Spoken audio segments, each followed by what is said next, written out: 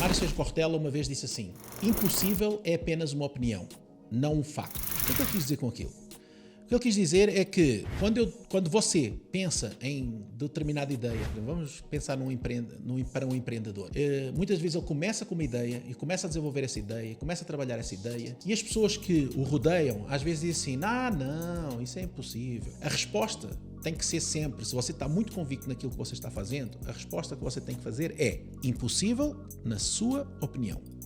Isso não é um facto, ok? Porque na opinião daquela pessoa, que muitas vezes são as pessoas que se preocupam mais connosco, que dizem assim: não, cuidado, que isso é apenas um sonho. Às vezes o nosso pai, a nossa mãe dizem: cuidado, que isso é impossível. Eu tenho um exemplo prático disso. Quando eu vim há 15 anos para o Brasil, eu costumo dizer importado por uma mineira.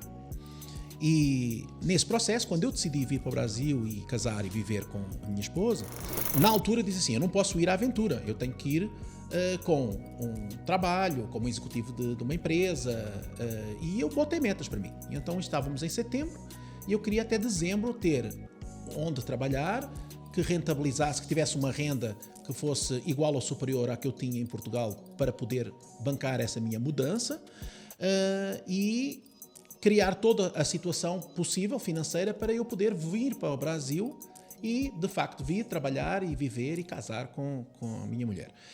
E quando eu disse isso para a minha família, por exemplo, ao meu pai, para a minha mãe, estavam assim: não, João, isso é possível. O que é que eu fiz? Tudo tem a ver com a determinação com que você põe nas suas coisas.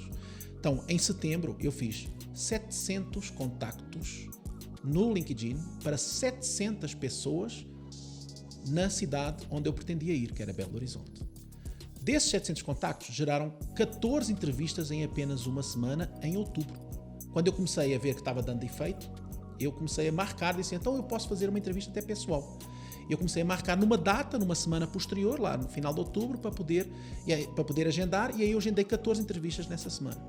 Nessa semana, eu consegui fechar 2 propostas, dos quais eu escolhi uma.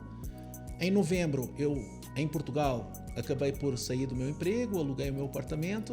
Em dezembro, eu estava descendo aqui em Belo Horizonte, de mala e cuia, como se costuma dizer aqui no Brasil, pronto, com um emprego, ganhando mais do que eu ganhava em Portugal e preparado para seguir a minha nova vida no novo projeto. E, portanto, perante todos os meus amigos e família, toda a gente disse que era impossível.